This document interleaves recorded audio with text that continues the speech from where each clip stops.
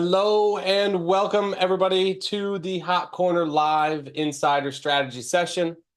We do this every Wednesday at 1 o'clock Eastern time right here on Stock Market TV.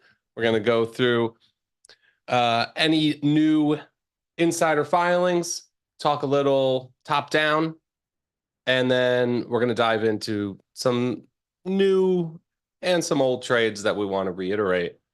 And we do have a theme today, which I'll get to in just a minute. Get this disclaimer out of the way. Nothing we discuss here today constitutes any solicitation to buy or sell any security. This is all solely for informational purposes and not to be construed as investment advice.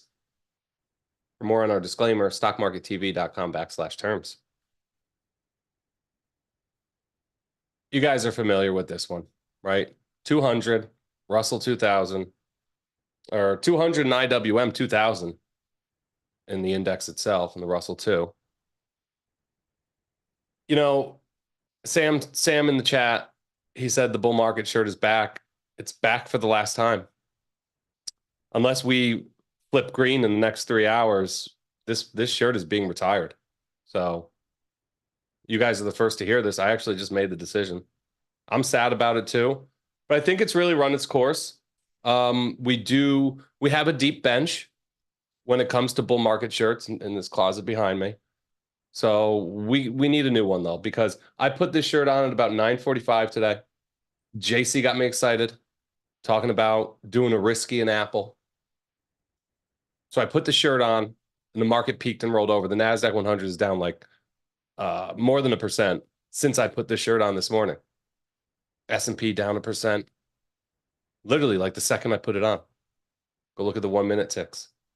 So it's probably the shirt. We're going to retire and get a new one, so this never has to happen again. But disappointing. What's up, Joe? Hey, Mary. Look, Russell 2000 needs to repair this damage. The sooner the better. Ideally, it would have happened right here today. Took a shot, ran right up to 199 and change, rejected. So more work to do. I'm getting cute and dropping VWAPs all over this chart. The VWAP comes in from the March highs right at 200. It's not shown here, but if I were to drop a VWAP right here, March highs, so that's it. It's 200. The market has told us over and over and over again over the past 2 years now, hey, 200 is that level. We got to get above there. The average stock needs to complete a reversal. So value line 2, which I didn't bring along, but same situation, right? We got to repair this damage. More importantly, though, right? And we were talking about this on the morning show. We hash out these themes and discussion points because we just talk so much with all the shows that we're doing. So JC was saying, Russell 2000 or small caps. He was using the S&P 600, I believe. We're talking about how it's a bearish development. I think these fails are worse developments from a bullish bearish standpoint, right? The fails at the prior cycle highs, I really don't like. Small caps not working and falling back into this box. This has been the messiest, most trendless mess that we've had at the index level all cycle long. Never got the breakout really in a sustained way, right? Because even when we broke out here above 200 and hung out there for a while, looked like we put in a solid retest, momentum never even got overbought, right? So it was never really like a confirmed resolution in my mind. Should have brought the momentum, but if you look at the RSI 14, all year, not overbought, nasty divergence. So it's kind of like more of the same for small caps or for indexes like the Russell 2000, the value line.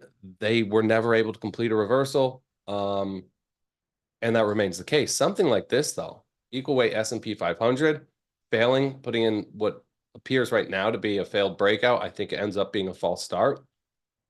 I want to see that damage repaired more than anything else. We have a checklist that we're actually in the process of building right now, trying to keep it short to about 10 indexes. But we're just going to go on down the line. And as these prior cycle highs are reclaimed, we're going to get more and more aggressive on the long side. I think it's really that simple right now. So for RSP, those prior cycle highs come in right around 164. We got to be above there. Again, kind of stalling out here today, just about tested that level from beneath here. And for now, rolling over. Let's see how things look 3 hours from now and 2 days from now. See how we close the week. Equal weight NASDAQ 100, same thing, right? Want to be back above those prior cycle highs. For the QQEW, that's about 120, 121. High beta, right? I think if we get the breakout in high beta on absolute terms, the high beta low volatility ratio also breaks out. So for SPHB, that level's about 83, right? This is what momentum looks like in the Russell 2000 also, right? Never able to get overbought. So I don't want to just see a reclaim of 83, but also an overbought momentum reading. These indexes that haven't been overbought all year are in dire need of an overbought momentum reading. Materials, same thing. I think these are going to be new leaders, right? But XLB's got to be above those prior cycle highs. So 91, XLB 91.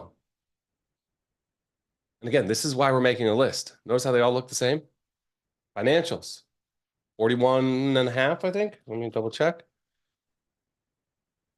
41 and a half, right? Maybe jump it. You got some action, 40 and 3/4.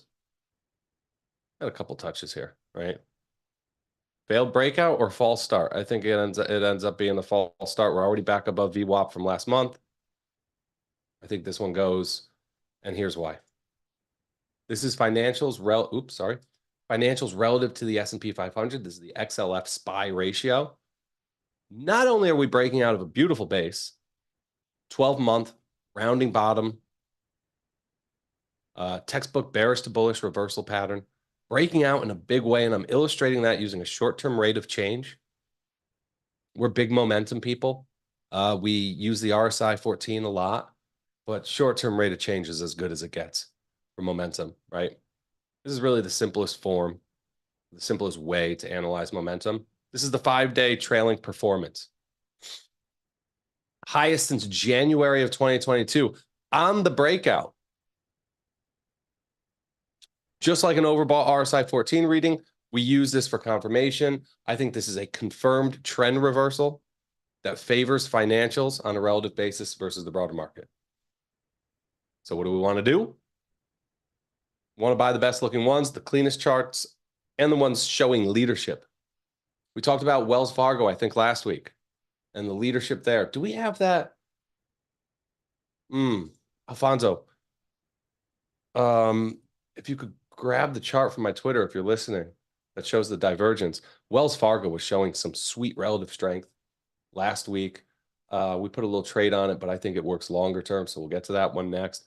Bank of America, same thing. The big banks in general. I think there's something there in the regionals. You know, we were talking to Ari Wald on the morning show this morning. He's one of my favorite guests, one of my favorite technicians. I think JC would agree, tell you the same thing. He loves financials here. He loves the big banks.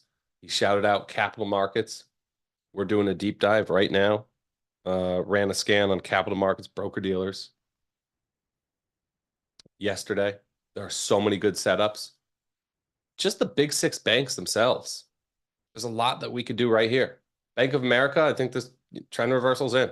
Above 38, got to be long, 50. 50 in the Bank of America. I don't know if, since I've been at All-Star Charts, so for the past 5 years, I don't know if we've felt this good about the big banks. There were moments, I think, post-COVID, where we did get bulled up. These were popping up on our dividend scans. But these charts look so good right now.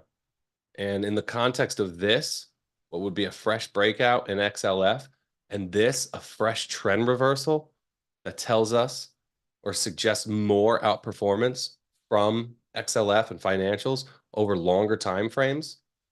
And then we look beneath the surface and we see reversal patterns like this shaping up, massive multi-year consolidation pattern breakouts, like the one in Wells Fargo shown here, shaping out. We have leaders like JP Morgan already at new all-time highs, or already achieving new all-time highs this year.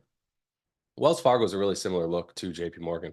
JP Morgan first back to new all-time highs. I think Wells Fargo becomes the second. So 66 is the all-time high here. We drew right through it because the market has told us over and over and over again that the real level is 60. We're above there now, trading at about 60 and 3/4 today. I think you could buy this little 2-day throwback. Yeah, 2 days of weakness here, right at the breakout level. Wells Fargo, long above 60. First stop 84.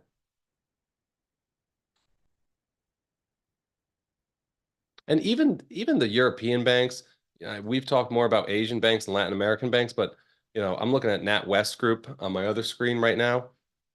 We've talked about UBS, HSBC.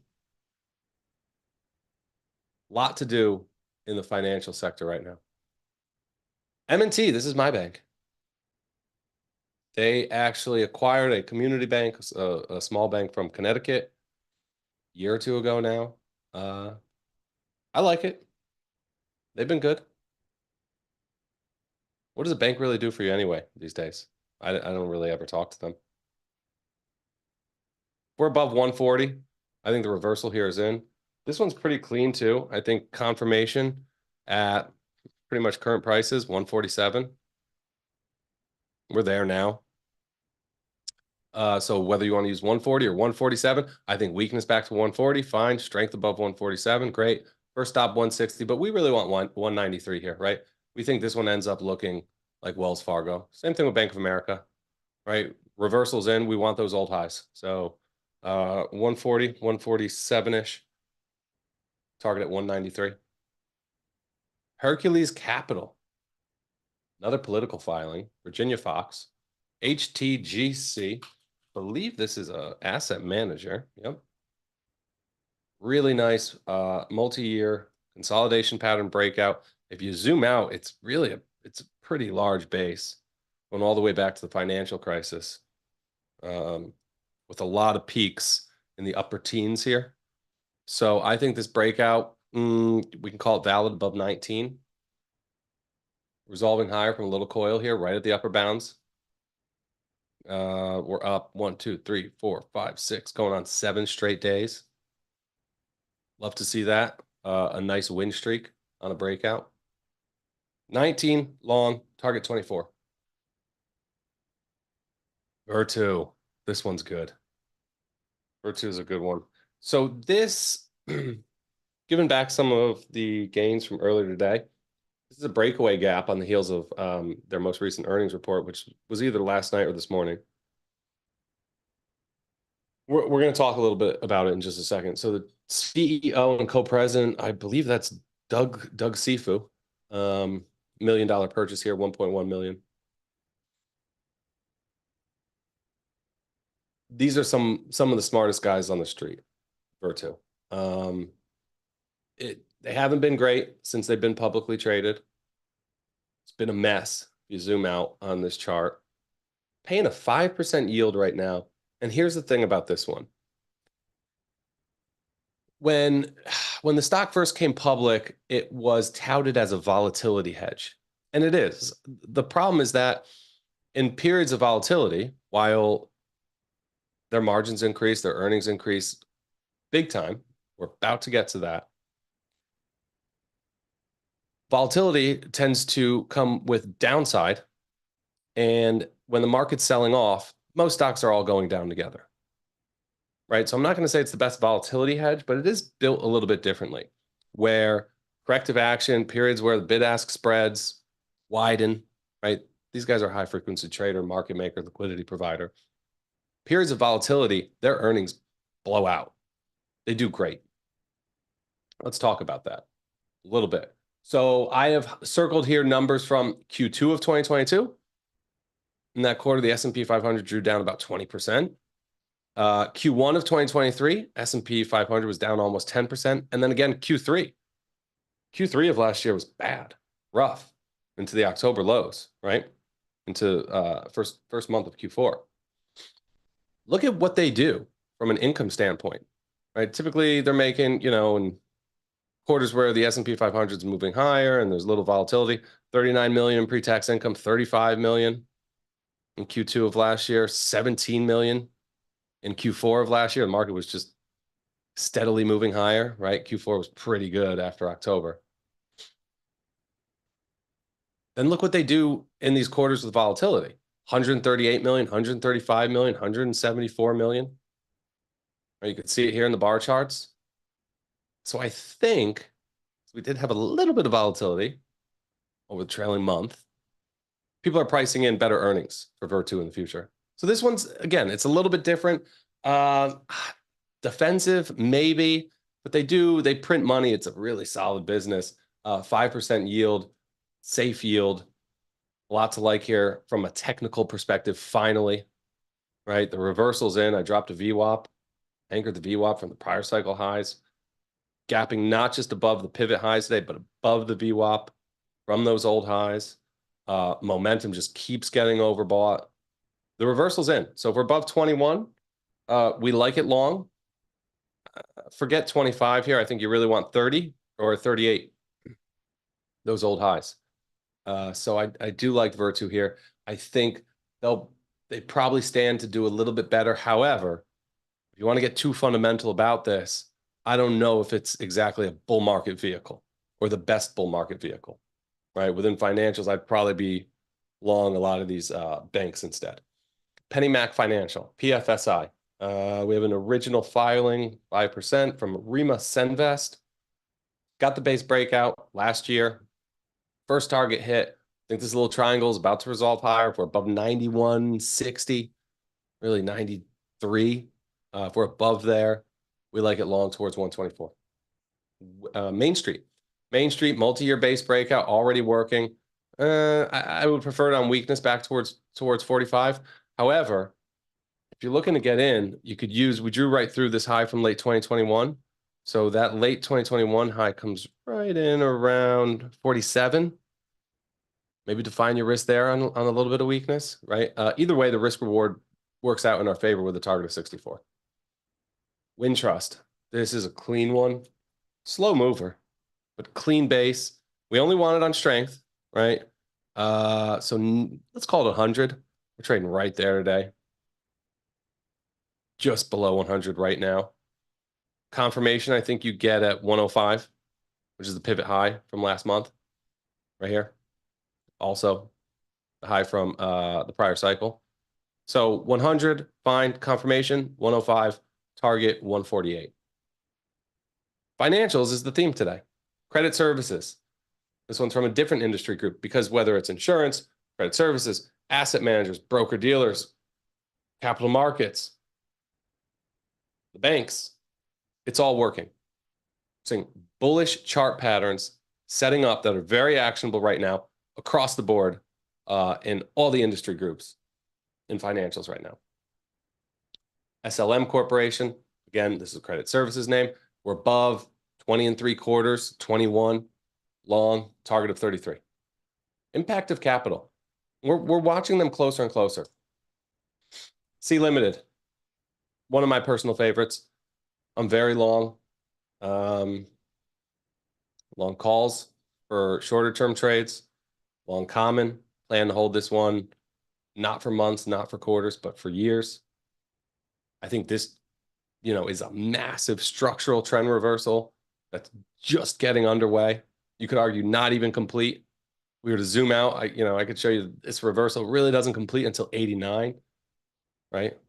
Shorter term base has completed here against 45. Again, our more recent level is really coming in at the VWAP here in the 38% at 56. Target 89.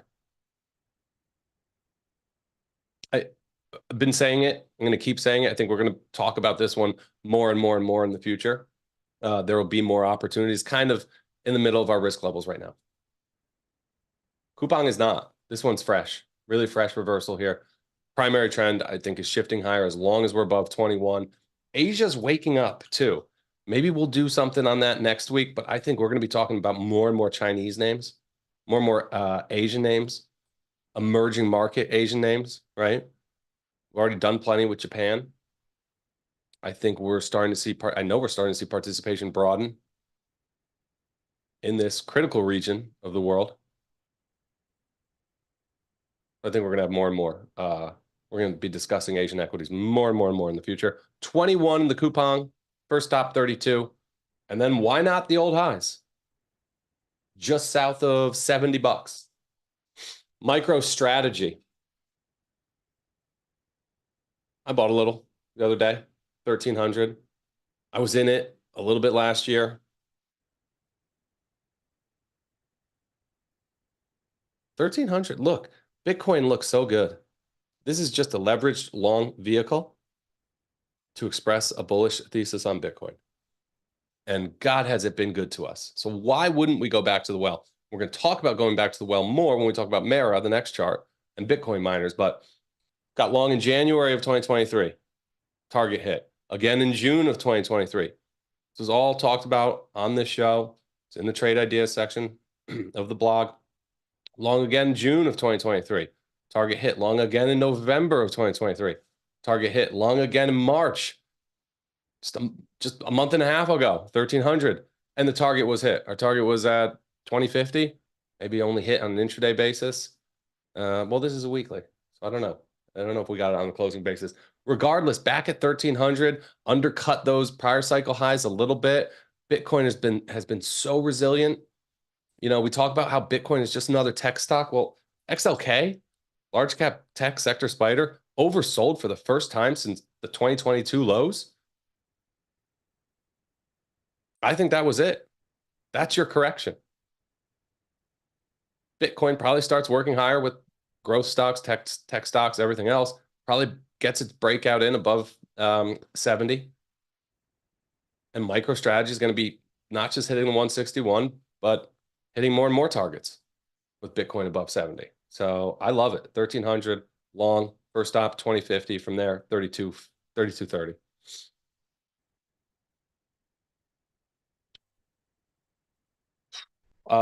We've been abusing these Bitcoin miners, right? We just keep getting long and trading these ranges, and they keep working. So 19 has been the level in Mara.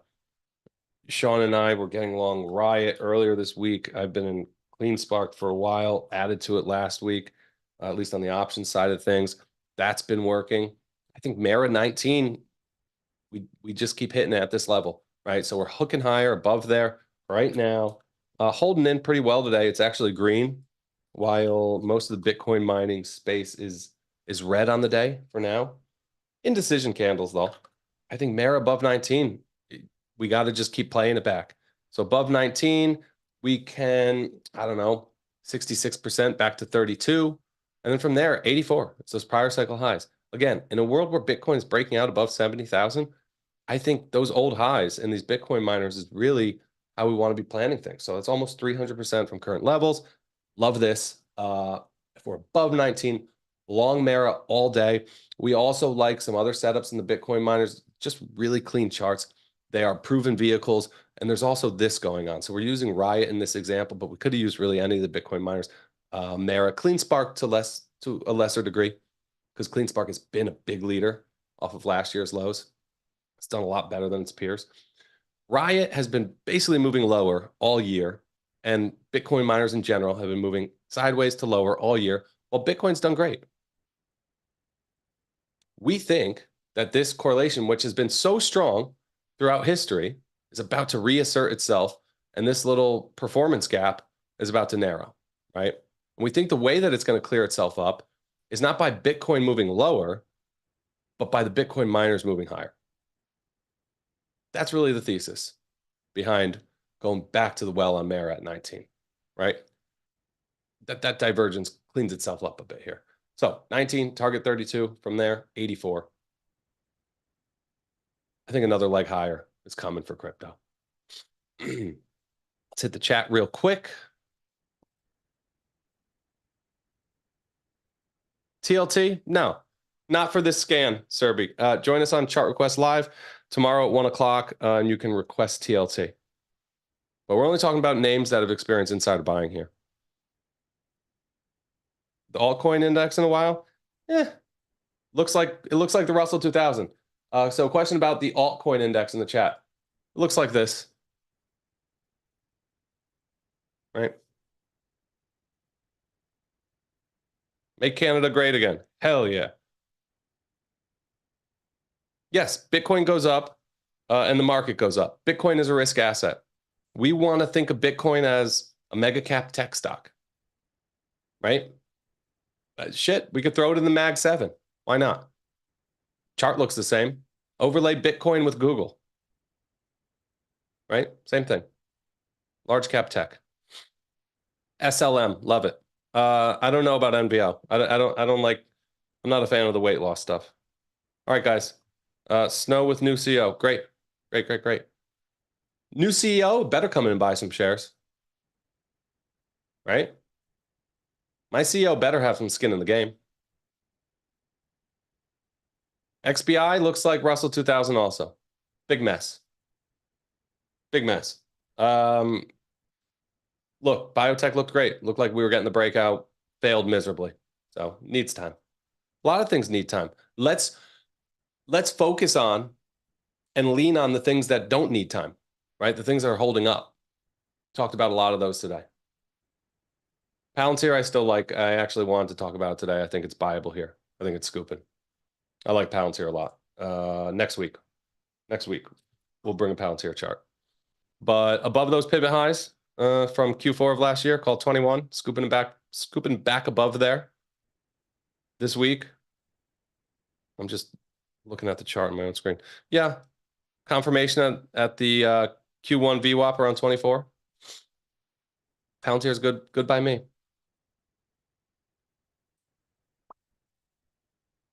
All right, guys. Thank you as always for joining. We're out of here. We'll be back same time, same place next week. Until then, join us for the morning show every morning, 8:30 to 10 o'clock Eastern time, and Chart Request Live at 1 o'clock every Tuesday and Thursday. All right, everybody.